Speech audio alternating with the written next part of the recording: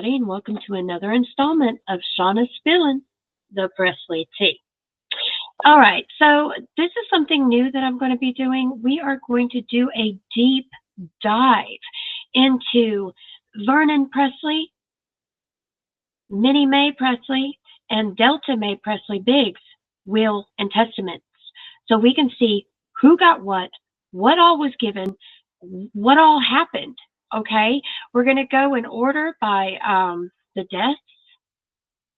So we're going to start with Vernon Presley and work our way up. Okay, this is a deep dive. You might know some things, but there might be a few things in here that you guys don't know. So this will be a deep dive into all three of these people's wills and testaments. So here we go. All right. And know, guys, that this is for entertainment purposes only. All right. Everything that I talk about is based on my research and my own opinions. Also, guys, thank you guys for being here tonight. Okay. It's been a while since I have seen you guys. Work has been a call-in, and I've been having to work some weekends and things like that. So, plus I'm going out of town. I'm going on a business trip on Thursday. And I'm not going to be back until Sunday. So there will not be a live this Friday, only because I will not be here.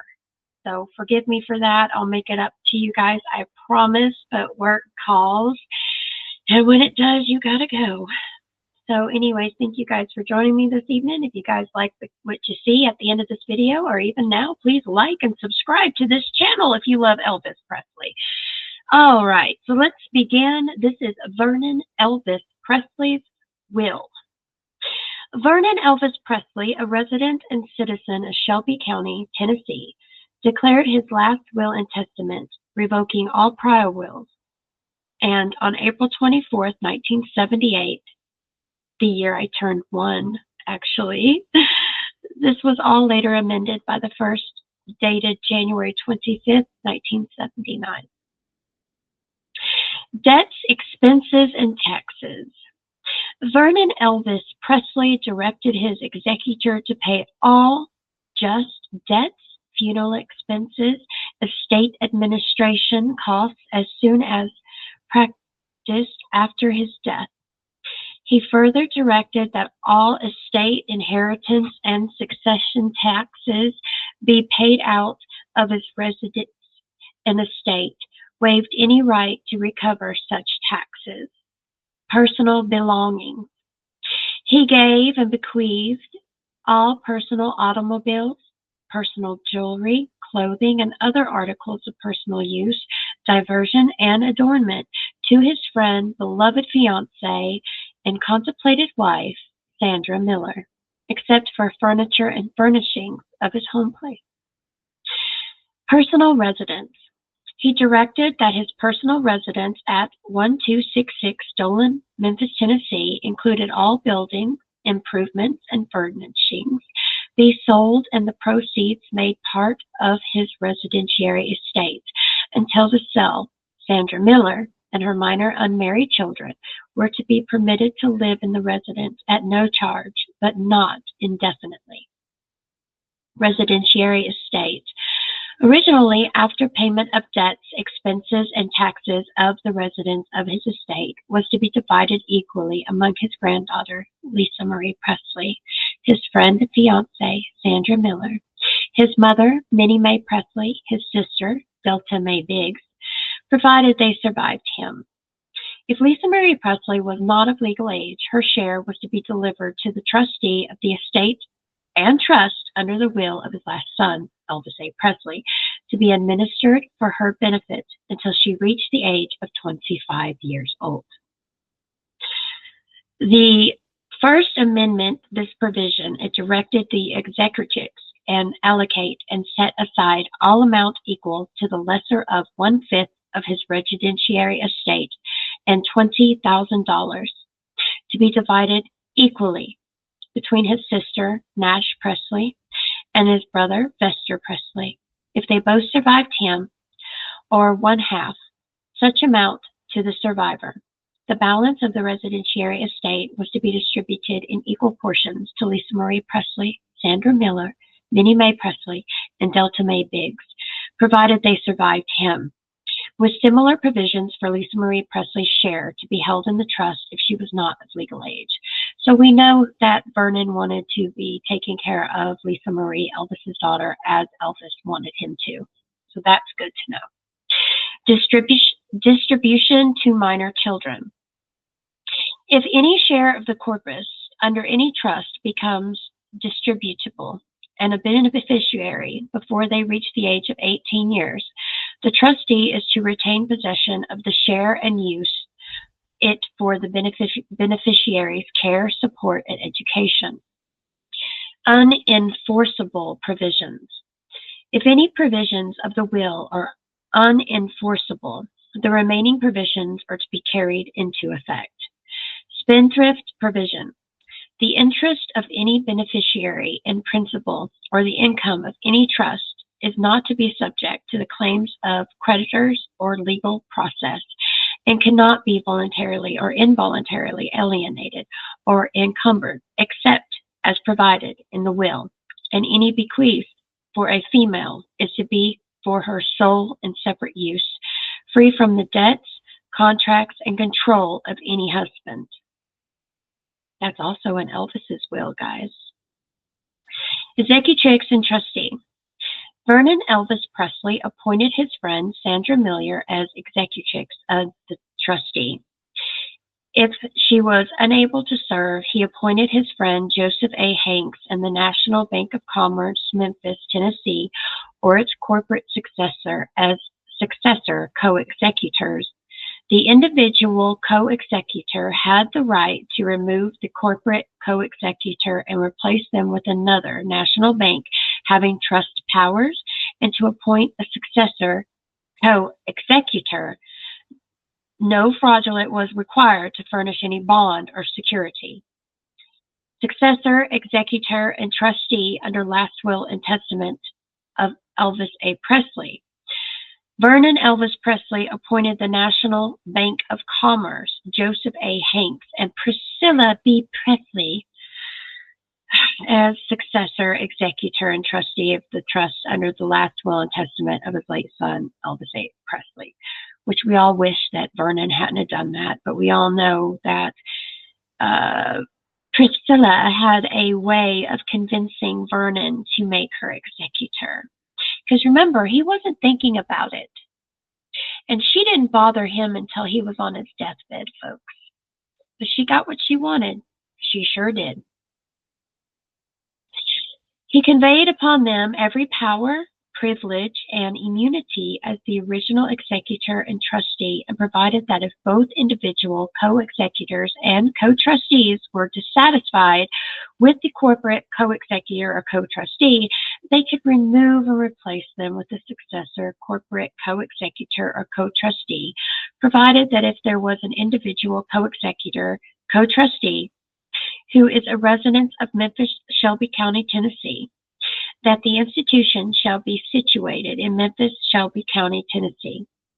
The decision of a majority of the successor, co-executor, or co-trustee was to control all decisions regarding trust management, investment policy,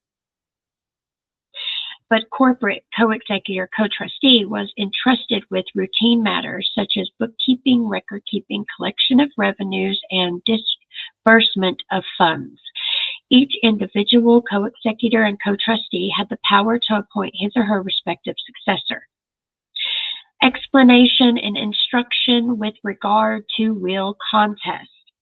Vernon Elvis Presley explained that certain relatives who had been employed by his late son and his estate and trust had received ample benefits, and there was no need for further provision for them in his will.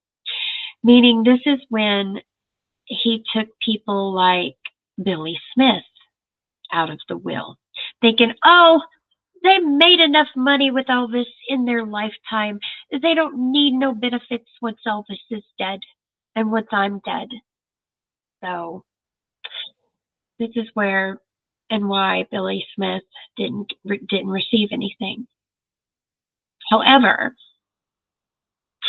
if any person challenged or contested the validity of the will or any provision, that person was to forfeit any right to receive any benefit under the will. So basically, nobody could challenge or contest the will or provisions because it would make it forfeit for anybody to get anything from the will. So there's a clause there. So I guess that's one of the reasons why Billy Smith probably didn't do anything, but I don't even think he wanted anything. Guys, you've watched Billy and Joe Smith with their daughter Danielle do their channel, Elvis Fans Matter. They don't talk like they ever wanted a dime. You know, these are really sweet, humble, legit people who loved Elvis and worked with Elvis and was related to Elvis and still is. So they wouldn't dare do that. But the original will was signed on April 24th, 1978, and witnessed by Catherine Fratrice and Mary E. Harris. The first was signed June 25th, 1979, and witnessed by Lily C. Wortham and Sharon P. Poe. The wills were admitted to probate, and it was ordered to be recorded June 29th, 1979. And in the end of these videos, you'll have a picture of each page of the will, and you can pause it, guys, and you can read it. I'll have it at the end of these videos. Okay, the next person we are going to deep dive the will be the next person that died, and that would be Minnie Mae Presley, the mother of Vernon and the grandmother of Elvis Presley. So here we go. Last will and testament of Minnie Mae Presley. Minnie Mae Presley, a resident of Memphis, Shelby County, Tennessee, declared her last will and testament on July 13, 1979, revoking any prior testamentary dispositions. Debts, expenses, and taxes. Minnie Mae Presley directed that all just debts and expenses of estate administration be paid as soon as practicable after her death. She directed that all estate and inheritance taxes be paid out of her residentiary estate and waived any right to recover such taxes with respect to specific bequests. Keyboard organ to her daughter, Gladys Presley Dowling. Colored television set to her son, Vester Presley. Record player, phonograph records, and musical accessories to her daughter, Delta Biggs.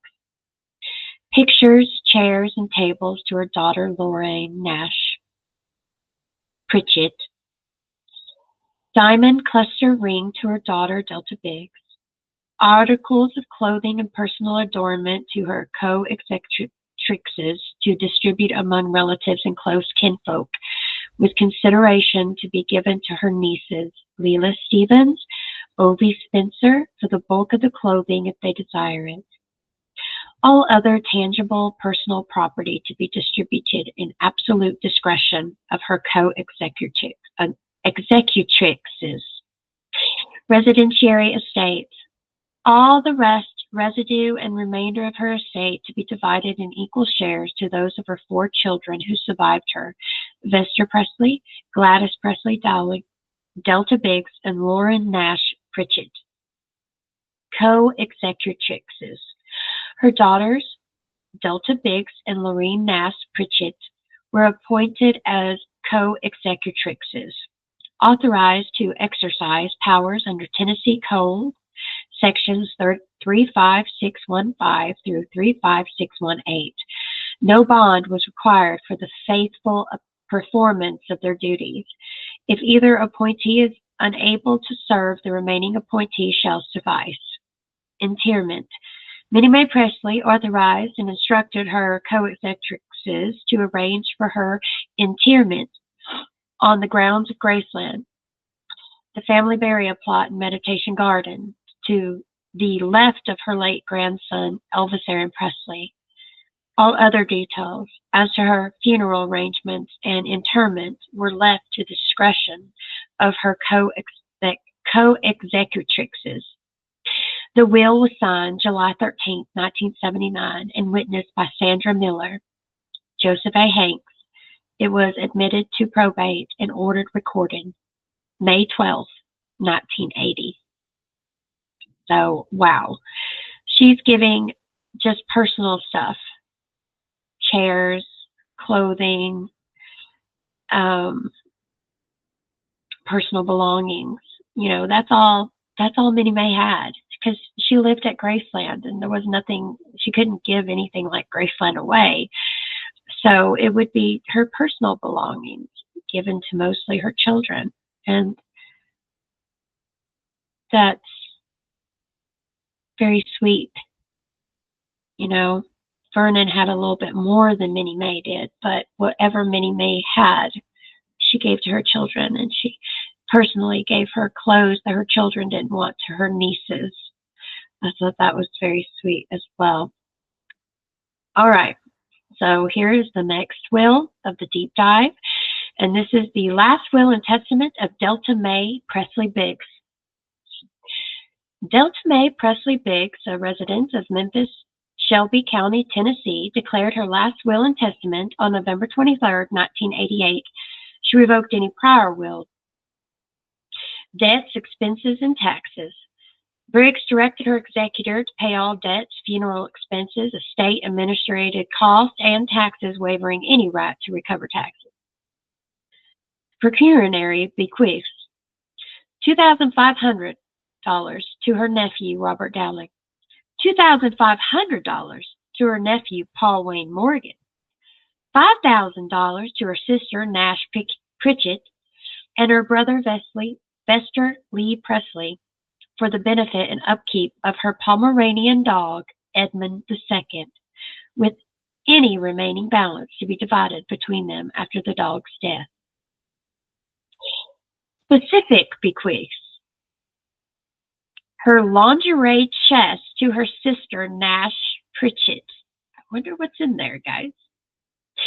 2 entertainment centers to be left at Graceland and disposed of at the discretion of Elvis Presley Enterprises, Inc.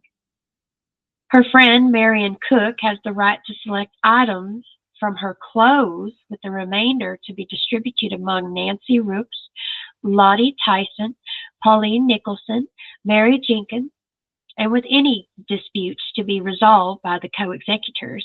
Her jewelry to her niece, Lisa Marie Presley. So, like her mother, unlike her mother, she had cash.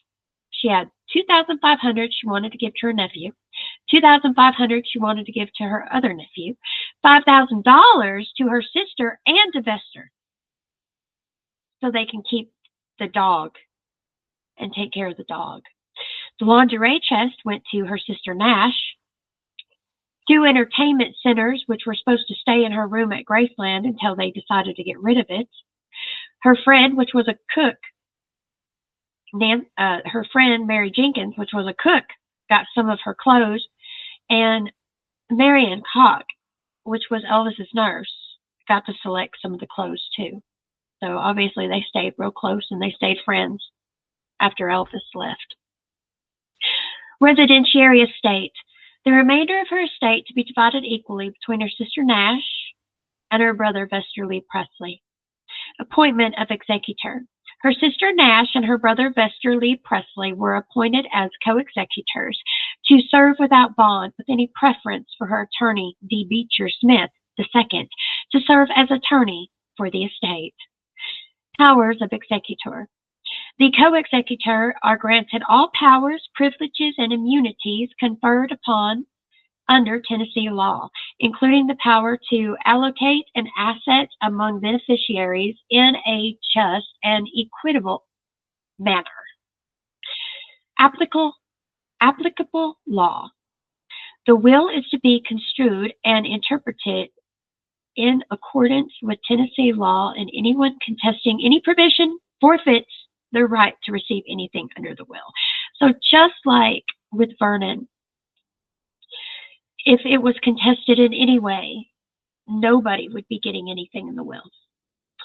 The will was signed on November 23rd, 1988, witnessed by Janet Jonas and Laverne M. Gaw. It was admitted to probate and ordered recorded on August 4th, 1993. So, that it is actually good to know what each person gave away. And it wasn't even close to anything about Elvis. The only thing that was close about Elvis, it was in Vernon's will, where he had the same clause about Lisa Marie's can't get any of her inheritance took away from her from debts, tax collectors, or husbands. So that's it, guys. That's the deep dive into all three: Vernon, Minnie Mae, and Delta Mae Biggs wills. That's it, guys. I want to do a deep dive into Elvis Presley's will, and we'll do that as soon as I get back, just to keep it going for a little while so we can see what. But I love you guys, and thank you guys so much for joining me this evening. Like I said, I'm going out of town, so I'm not going to be back till next week, and I hope I can see you guys then. Know that I love y'all, and you could have went to any Elvis channel for your deep dives into the Presley family wills, but you didn't. You came to mine, and for that, I love each and every one of you guys. I really do. If you liked what you guys saw, please give me a thumbs up. Put a comment in the comment section below, and if you haven't subscribed to Tenderly Loving Elvis, oh guys, please do so. I'd really appreciate it. I really would. But anyways, guys, thank you again for joining me this evening. I hope I didn't bore y'all too much. But it's something I've been wanting to do for a while, kind of make it simple and deep dive into the things that were really important in those three people's wills. But yeah, thanks, guys. All right, TCBTLC. God bless you all, and you know what? I'll see you on the other side. All right, guys. See y'all later. God bless y'all.